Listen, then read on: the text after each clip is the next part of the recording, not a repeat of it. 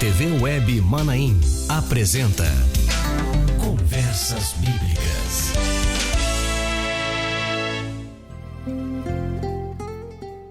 Olá, eu te saúdo com a paz do Senhor Jesus. Este é o programa Conversas Bíblicas, esse encontro semanal que nós temos todas as quintas-feiras ao meio-dia, aqui pela Rádio Manaim, TV Manaim, também pelo Facebook da Rádio Manaim e, claro, você também nos assiste através do canal da Igreja Cristã Maranata no YouTube. E nós estamos numa sequência muito interessante, com muitas informações, até curiosidades, acerca de arqueologia bíblica. E eu quero recomendar, se você não assistiu às 2 edições anteriores, que você assista, porque você vai poder compreender melhor aquilo que nós vamos abordar aqui. É uma sequência de assuntos que nós estamos tratando e que você não pode deixar de assistir todas as edições desse conteúdo de maneira especial, tá bom? Te convido a viver essa experiência. E para tratar desse assunto, do assunto arqueologia bíblica, mais uma vez eu recebo o nosso irmão Albert Bitran. Albert, a paz do Senhor, seja bem-vindo. Paz do Senhor, muito obrigado. Vamos lá. Primeiro eu vou ler o texto base para esta edição do programa, que se encontra no segundo livro dos Reis. O capítulo é o capítulo de número 24 e o verso é o verso 18, que diz assim: Tinha Zedequias 21 anos de idade quando começou a reinar e reinou 11 anos em Jerusalém, e era o nome da sua mãe Hamutal, filha de Jeremias de Libna. Albert, a gente está falando sobre evidências e é importante informar para você, o Albert já inclusive comentou sobre esse assunto lá nas primeiras edições, ou na primeira edição, quando falamos sobre a nossa área de atuação. O Albert não é arqueólogo, o Albert é médico, exerce a medicina, mas teve oportunidade de viver algumas experiências, de conhecer alguns ambientes que eles nos dizem respeito na medida em que eles confirmam aquilo que a palavra de Deus nos traz. São evidências arqueológicas que são confirmadas na palavra ou que confirmam aquilo que a palavra diz. E nesse contexto, você falou já sobre alguns aspectos, falou sobre Davi, falou sobre Ezequias, mas você me disse que hoje nós íamos entrar no rei Zedequias. O que você traz para a gente, Albert? Bom, Zedequias foi o último rei. Eu não considero o último, mas Zedequias foi o último rei de Judá. Zedequias marcou o momento mais triste do reinado da casa de Davi e da história de Judá, de Israel. Zedequias ele era filho do rei Josias. Uhum. Ele reinou entre os anos de 597 e 586 a.C. Ele foi o terceiro, fiz uma anotaçãozinha, foi o terceiro entre seus irmãos a sentar-se no trono. Bom, a história de Zedequias fecha o nosso assunto praticamente, porque foi quando a cidade foi invadida pelos caldeus, pelo rei Nabucodonosor. Naquele tempo, quem estava ao seu lado era o profeta Jeremias. No tempo do rei Ezequias, o profeta que estava ao lado de Ezequias era Isaías. No tempo do rei Zedequias, quem estava ao lado dele era o profeta Jeremias. E a história do rei Zedequias e a história de Jeremias são foi um período de muita aflição, de muita tristeza, porque se tratava da cidade de Jerusalém. A cidade de Jerusalém, a cidade santa, prometida por Deus, onde existia o templo de Salomão, estava ali. E nesse período, próximo a invasão, Jeremias teve um ofício muito difícil. Alguns chamam ele de profeta chorão, né? Ele só fazia chorar. Tem um livro de lamentações. Né? A gente foi entender isso só depois. A gente entende isso, talvez alguém já entendeu isso um pouco antes de mim, outras pessoas ainda vão conseguir entender a dimensão do problema que foi aquilo lá. Jeremias, ele teve um ofício muito duro. Ele profetizou que Nabucodonosor ia entrar em Jerusalém, ia destruir o templo, ia tomar a cidade, ia levar o pessoal cativo. E o que ele fez foi alertar, principalmente a nobreza, ao rei e aos nobres, aos ministros do rei, que eles deveriam se entregar. Aquilo foi um insulto muito grande, porque a pouca moral que eles tinham ainda, dos soldados, dos exércitos, ia ser abalada. Jeremias foi tratado como um traidor. Afinal de contas, ele estava dizendo para o povo se entregar. Como se entregar? Dizer para o exército se render. A história de Jerusalém é que, no tempo de Ezequias, Deus livrou a cidade.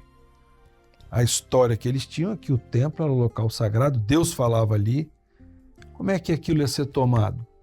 Como é que alguém podia ter a petulância, a ousadia de dizer profetizar que a cidade ia ser tomada? Então aquilo gerou um constrangimento muito grande, a ponto deles pegarem Jeremias, que era um nobre, vivia ali no palácio, e mandarem jogar Jeremias na cisterna de Malquias, no poço. Era uma cisterna de água, a palavra conta que jogaram ele lá, não tinha água, só tinha lama, quer dizer, a cidade já estava vivendo um momento muito crítico, eles já não tinham mais recurso, e ele, quando caiu lá dentro, ficou atolado na lama. Bom, o texto que nós lemos fala do rei Zedequias, dos seus últimos dias. Como Jeremias profetizou, a cidade ia ser tomada e foi tomada. Nabucodonosor entrou e aquele foi o último momento do palácio de Davi. O palácio onde viveram os reis que antecederam a Zedequias e os reis que sucederam a Davi. Então aquele local foi destruído a partir desse último rei de Zedequias. Existe uma caverna lá em Jerusalém, chamada Caverna de Zedequias, onde ele se escondeu e depois ele saiu pelo deserto. Ele não ouviu Jeremias, a princípio era para ele se entregar, ele não quis se entregar, ele se recusou, se escondeu, depois fugiu, foi pego na sua fuga e, muito triste, foi levado para a Babilônia, mataram os filhos dele, cegaram ele, furaram os 2 olhos, né? A última coisa que ele viu foi a morte dos filhos. Uma coisa muito trágica, né? Uma coisa muito triste. Tudo profetizado por Jeremias. Jeremias só sabia chorar, porque o ofício dele foi justamente esse, né? Mas Deus não deixou a história de Jeremias se apagar. Por tudo isso que ele passou, por sofrimento que ele teve por falar a profecia de Deus, Deus não permitiu que isso ficasse oculto na história. E depois nós vamos mostrar por quê. Bom, então, no período de Zedequias, a palavra comenta que existiam ministros nobres ali vivendo no palácio. Então, naquela época, todo documento que era redigido, documento oficial, como foi o primeiro texto que você leu, das escrituras em vaso de barro. Em vaso de barro, cela de escritura. Então, vou mostrar aqui para vocês como é que era um pergaminho.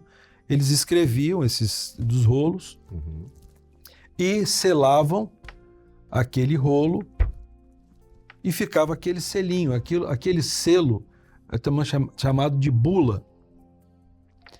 E tinha uma marca de quem selou. Então, os nobres que você vê escrito aqui no livro de Jeremias, como é o caso de Jeremias 36, 10.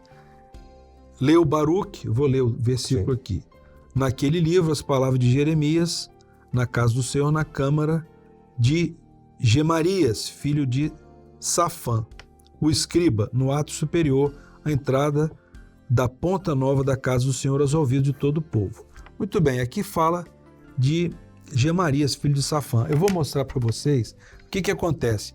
Quando eles entraram na casa do palácio e colocaram fogo em tudo, os rolinhos se queimaram, as estruturas de madeira, o teto que era de madeira, aquilo tudo se queimou, se perdeu. Mas o selinho, esse que vocês estão vendo aqui, a bula, com o fogo, ele se tornou mais resistente. Mais, E algumas dessas bulas ficaram enterradas ali. Quando eles enterraram, aquilo ficou e durou, passou esses milhares de anos, e hoje eles estão fazendo as escavações e descobriram exatamente essas bulas, esses selinhos aqui, com os nomes dos nobres que viveram na época de Zedequias. Então, essa que você está vendo aqui, sei, depois a gente vai filmar, mostrar. Sim. Está escrito aqui, Gemarias, filho de Safã, em hebraico. Eles encontraram isso, encontraram Jeremias 38:1, Gedalias, filho de Passu.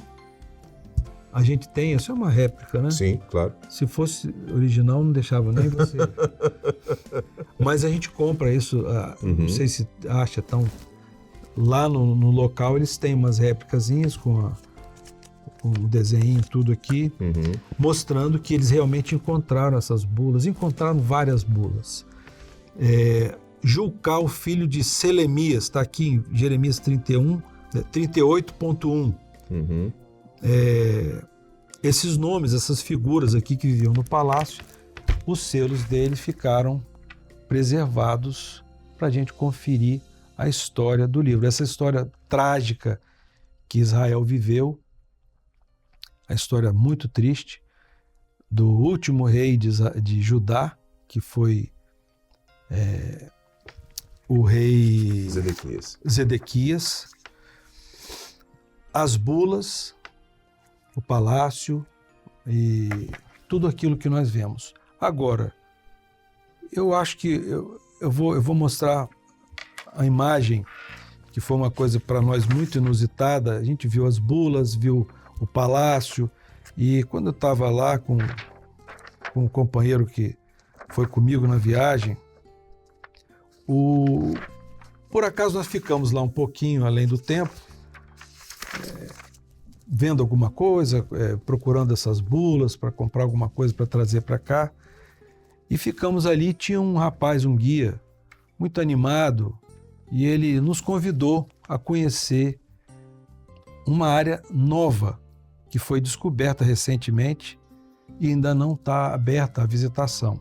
Então ele não sabia o que era, ele convidou, nos chamou para ir para lá, nós descemos e tinha uma porta assim, com cadeado, uma porta grande, abriu aquela porta, nós entramos numa área aberta, que vocês estão vendo a imagem aqui, faz um eco bonito, né? Tá tudo limpinho, e eu não fazia ideia do que era aquilo, e ele falou: vocês estão entrando agora na cisterna de Jeremias, que era a cisterna de Malquias, onde Jeremias foi jogado. E assim, mesmo quem não é tão interessado, tão apaixonado, você participar de um momento desse é uma coisa diferente, né? Você se reportar a história de Jeremias, tudo que Jeremias viveu e passou naquele período tão difícil da história de Israel, né? Do reino de Judá, é uma coisa muito interessante. Como é que ficou preservado aquilo? E eles encontraram aquilo lá. Você vê a foto da cisterna, você vê o buraco por onde Jeremias foi jogado, está tudo ali, exatamente embaixo do palácio, do palácio que era dos reis de Judá. Bom, E as escavações continuam. E eu vou passar para o último assunto. Na verdade, é um assunto muito grande, mas eu vou fazer só uma abordagem rápida. Que, para mim, o último rei de Israel não foi Zedequias, o último rei de Israel foi Jesus, de quem Daniel profetizou enquanto estava lá no cativeiro da Babilônia. Ele falou a respeito de Jesus, que viria.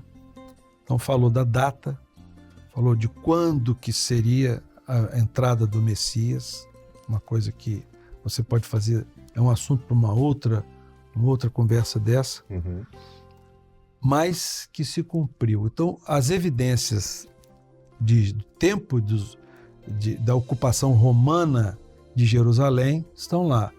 As evidências foram obras suntuosas. Herodes, ele reformou a área do templo, ele melhorou a esplanada do templo, melhorou a questão dos muros. Você pode visitar a base do muro, aquele muro das Lamentações que a gente vê, um pedacinho da parte de cima. Quando você vai lá, eles já cavaram tudo lá embaixo.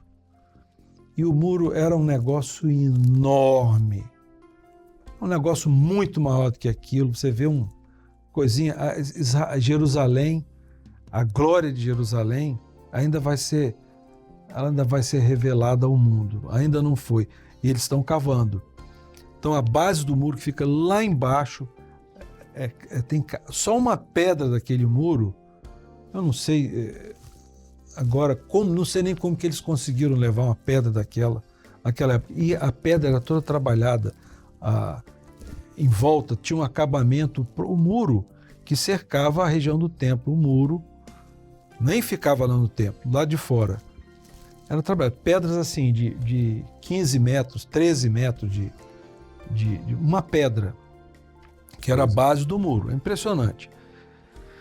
Então, o último rei de Israel, de quem Daniel profetizou, Zedequias, encerrou aquele período e o último rei entrou em Jerusalém há 2000 anos atrás, que foi Jesus. E as evidências de Jesus você encontra lá em Jerusalém. Eles conseguiram agora, eu vou mostrar aqui a imagem, uma coisa muito interessante que foi recentemente adquirida pela administração de Jerusalém, uma propriedade que ficava em cima do tanque de Siloé. O tanque de Siloé foi onde Jesus curou um cego e falou que ele se limpasse no tanque de Siloé. O tanque de Siloé era aonde saía o túnel de Ezequias e ia terminar no tanque de Siloé. O tanque de Siloé era do tamanho de 2 piscinas olímpicas, como se fosse... Era bem grande, era um tanque grande. E os peregrinos, quando vinham a Jerusalém para subir ao templo, eles passavam pelo tanque de Siloé, se limpavam. Era uma área muito bonita, foi uma construção já do tempo romano. E eles descobriram, a gente hoje tem só um pedacinho do tanque, e eu tive o privilégio de chegar lá na semana que eles tinham comprado a parte de trás. Então eles estavam desesperados para cavar aquilo tudo, porque eles querem reconstruir aquela piscina. E o mais interessante, daquela piscina de Siloé, do tanque de Siloé, sobe uma estrada que vai até a entrada do templo, ao muro, que hoje é o Muro das Lamentações, sobe uma estrada por ali. Só que tem uma avenida que passa, os carros passam ali, por cima tem muro, tem construção em cima, mas eles estão cavando por baixo. E descobriram essa estrada. Descobriram um túnel que ficava embaixo dessa estrada, que era um túnel de drenagem, provavelmente de água pluvial, drenagem de chuva. Embaixo daquela estrada tinha esse túnel, que fazia a drenagem. E no período do ano 70, que é onde nós vamos encerrar esse assunto, no ano 70 depois de Cristo, houve uma revolta dos judeus ali, e Tito ele decidiu acabar com aquela revolta, expulsar os judeus dali, e foi a última grande investida que houve contra o povo de Israel. Eles tiveram que... foi a diáspora, e nesse túnel de drenagem ficaram escondidos ali durante a ocupação dos romanos, mais de 2.000 pessoas. Ficaram umas 2.000 pessoas escondidas embaixo daquele túnel. E ficaram 3 meses escondidos ali. A história fala que os romanos encontraram eles, fizeram escravos, aquele negócio todo. Então, foi a última evidência deles ali em Jerusalém, antes da diáspora. E eles encontraram uma romã, daquelas que ficavam na orla do vestido do sacerdote, ali naquele lugar, onde eles ficaram, e estava tudo enterrado, era tudo terra, eles foram cavando. Vou mostrar algumas imagens, né? A gente passando por dentro desse túnel, que hoje está aberto, é uma coisa muito nova. Comecinho do túnel é ótimo, beleza. Depois, você não sabe se o túnel vai acabar, se você está perdido, e é muito você vê a aflição, que eles ficaram num lugar escuro, escondidos ali, então eles encontraram essa romã ali naquele lugar. Provavelmente um sacerdote ficou ali no meio daquela população. E Jesus, o tempo de Jesus, o tempo dos romanos, né? O tempo de Jesus, ali se encerrou o período dos judeus em Israel, e hoje nós estamos vendo eles de volta, escavando a história deles, mostrando as evidências da passagem deles por aquele lugar, porque eles estão reclamando que aquele local é deles. Uhum. As evidências do direito à terra deles ali. As evidências deles ali. São muitas evidências. Tentaram enterrar, tentaram esconder, tentaram encobrir, mudaram de assunto, mas cada vez que se cava mais uma evidência aparece da presença dos judeus ali. E assim acho que a gente encerra esse assunto. É muito interessante, Albert, porque na medida em que os judeus vão provando a sua existência e com o amor que eles têm pela terra e pela sua história e pelas experiências vividas, né, ao longo de sua história, para nós, igreja, que vivemos um projeto de salvação estabelecido por Deus através de Jesus, né, para todo aquele que nele crê, não só a gente vai glorificando ao Senhor porque vão se confirmando aquilo que pela fé nós já críamos, né? Nós cremos e estamos vendo. Cremos primeiro, exatamente. Estamos vendo agora. Mas também todo esse movimento no sentido de um resgate de Israel, também do ponto de vista profético, aponta para aquilo que a palavra já define para os últimos dias. Então a gente vê cada vez mais a proximidade da volta do Senhor Jesus, para que uma vez a igreja tendo cumprido o projeto aqui na terra, o vivido o projeto e o Espírito Santo concluído esse projeto, Israel possa viver a sua parte desse projeto e a palavra se complete com a eternidade, com o milênio, enfim, com tudo aquilo que está preparado para nós. É uma bênção. Te agradeço pelo seu tempo, por esse... Vou deixar um versículo. Por favor. Lucas 19:40. Jesus diz o seguinte: se esses se calarem, as pedras clamarão. Elas estão clamando hoje, né? Falando das evidências. Que coisa. Glória a Deus. Albert, muito obrigado pela sua participação. Eu que agradeço. Já fica o convite para a gente, em outras oportunidades, voltar a tratar de assuntos também que são muito interessantes para nós. Deus abençoe. Deus abençoe. Amém. Muito bem, a gente chega então ao final assim de mais uma edição do programa Conversas Bíblicas, mais uma sequência que nós estamos encerrando. E quem sabe, em outra oportunidade, a gente volte a tratar de alguns assuntos como esse, de arqueologia, de evidências, daquilo que tem sido encontrado. Nós estamos felizes porque o Senhor tem nos abençoado. Felizes pela sua audiência e glorificando ao Senhor por estarmos vivendo esta obra maravilhosa, tá bom? Eu desejo a todos uma boa semana, que Deus abençoe, a paz do Senhor, Rádio e TV Manaim juntas anunciando o Evangelho Eterno. Você acabou de assistir na TV Web Manaim Conversas Bíblicas.